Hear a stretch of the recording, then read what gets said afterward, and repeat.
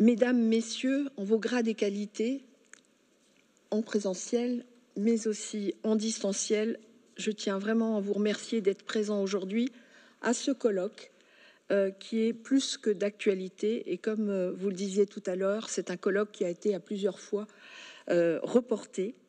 Et aujourd'hui, de maintenir ce colloque paraît essentiel. Votre thématique, les pauvretés d'hier, d'aujourd'hui et de demain, nous ouvre vers une réflexion que nous devons absolument co-construire. J'aborderai mon propos autour de 3 points. Lutter contre la pauvreté, c'est d'abord lutter pour en parler. La pauvreté, n'est-ce pas aussi une épée de Damoclès pour des millions de personnes, d'autant plus aujourd'hui dans le contexte que nous connaissons. Et puis enfin, la pauvreté, c'est aussi, et ce sont, et ça a été évoqué d'ores et déjà par la présidente du département, des dispositifs publics qui existent et qui se mobilisent en lien avec l'État, avec le département, avec l'ensemble des partenaires et bénévoles ici présents à cette conférence. Effectivement, lutter contre la pauvreté, c'est d'abord lutter pour en parler. Et ça paraît essentiel. On parle de pauvreté aujourd'hui. Pourquoi ? La crise sanitaire a largement remis en évidence ce sujet comme étant une action prioritaire de l'État et des collectivités et des bénévoles dans le cadre de cette situation de crise particulière. Aujourd'hui, la France, elle compte 5,2 millions de pauvres. Si l'on seuille le seuil de pauvreté à 50% du niveau de vie médian et 9,2 millions si l'on utilise le seuil de 60%. Pour rappel, ça a été évoqué tout à l'heure, le revenu médian, c'est un peu moins de 1 000 € par mois et par personne seule. Évidemment, à cela dépend le montant du loyer, des dettes à rembourser, etc. Donc je ne vais pas rentrer dans ces détails, mais ce que l'on appelle souvent le reste à vivre. Mais en tout état de cause, ce sont des millions de personnes pour qui la vie se réduit souvent à s'acheter de quoi tout juste manger, se vêtir, se loger, c'est-à-dire le strict minimum. Effectivement, les statistiques nous le disent, il semblerait que le nombre de pauvres stagne dans notre pays, mais ce qui montre aussi une forme d'acceptabilité, voire d'indifférence de la part de la société. On l'a dit, ça fait partie, la pauvreté fait partie d'une société.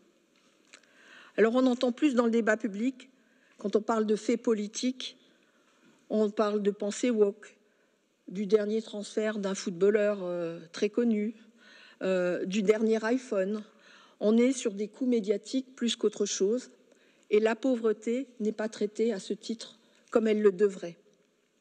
D'où l'importance de votre colloque d'aujourd'hui. Lutter contre la pauvreté, donc, c'est aussi lutter pour que ça soit à l'agenda public. C'est lutter pour en parler.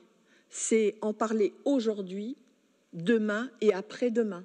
C'est s'inscrire dans une continuité, dans un état de veille permanent, en lien avec les politiques publiques qui sont menées à l'échelle nationale, départementale, locale. Et ça me paraît important. Donc merci aux organisateurs pour cette journée qui est essentielle. Je le disais, la pauvreté, c'est sûrement une épée de Damoclès pour des millions de personnes. Une épée de Damoclès pour des millions de ménages qui ne rentrent pas dans la catégorie pauvre, mais qui serrent la ceinture à partir du 20 du mois, qui comptent leurs derniers euros, qui vivent dans la crainte du déclassement. C'est donc un sentiment angoissant qui étreint la vie des millions de personnes qui se sentent juste au-dessus du niveau de flottaison. Beaucoup ont l'impression de vivre dans une société dont on peut à tout moment se retrouver exclu. Du fait d'un accident de vie, d'une séparation, de la perte d'un emploi, d'une situation en handicap, d'un endettement important. Vous évoquez l'histoire de la pauvreté. Ne sommes-nous pas parfois dans l'assommoir d'Émile Zola, qui décrit la déchéance d'une famille ouvrière, donc cela demeure bien un sujet d'actualité. Cela nourrit le ressentiment, Cela nourrit la recherche d'un bouc émissaire, d'un plus faible que soi. Par exemple, celui qui est étranger ou qui n'a pas la même couleur de peau que soi. La pauvreté, c'est aussi une menace pour la démocratie, ça a été dit tout à l'heure, pour le lien social, une menace pour le pacte démocratique. Et ça, c'est un enjeu majeur. Et on le voit aujourd'hui que ce sujet est un sujet d'actualité. Alors la pauvreté, c'est l'affaire de tous. C'est l'affaire de dispositifs qui sont mobilisés. Et on l'a vu, on échangeait tout à l'heure, ces dispositifs, dans des situations tristes telles que nous le connaissons, ont été mobilisés par tous les partenaires. Et dans chaque situation de crise, il y a toujours du bon à prendre. Donc c'est quelque chose à consolider, à renforcer, puisque ça nous a appris à nous connaître d'autant mieux, à gérer ces situations de crise. Et à ce titre, je parlerai plus des collectivités locales qui ont dû prendre également leur part dans l'accompagnement des populations en lien avec tous les partenaires. On juge aussi la valeur d'une civilisation à la façon dont elle aide les plus fragiles, des siens. Et ce qui est vrai pour une civilisation est vrai pour un collectif. Voilà pourquoi le président Klein a fait de la lutte contre la pauvreté une priorité de son mandat. Nous sommes à côté de vous, nous sommes avec vous pour travailler, pour réfléchir et proposer et développer avec vous des expérimentations en matière de développement, de solidarité, de renforcement et de lutte contre la pauvreté. Vous le savez, nous avons plusieurs projets en cours qui sont déjà opérationnels avec nos partenaires. Le représentant de l'ARS est ici, le village de l'insertion qui est installé aujourd'hui au sein de la métropole. Je vous rappelle que ce village de l'insertion sera inauguré la semaine prochaine. C'est tous les dispositifs qui concernent le logement d'abord. Ce sont tous les échanges réguliers avec les associations caritatives qui œuvrent au quotidien. Et puis, je rejoins ce que disait la présidente du Conseil départemental, c'est également la volonté d'expérimenter un revenu jeune.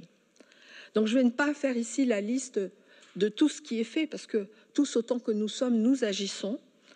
Mais je crois que se donner ce temps de réflexion avec l'intitulé tel que vous le faites aujourd'hui, les pauvretés d'hier, d'aujourd'hui et de demain, nous oblige à poser les premières pierres d'une démarche de solidarité à l'échelle de notre territoire, qu'elle soit coordonnée, qu'elle soit renforcée et que chacun puisse prendre sa part au collectif dans ces démarches avec l'État, avec le conseil départemental, avec les élus, avec les associations, avec tous les partenaires, avec des bénévoles aussi, puisque nous savons aujourd'hui que ça a suscité aussi beaucoup de bénévolat dans le cadre de cette situation de crise.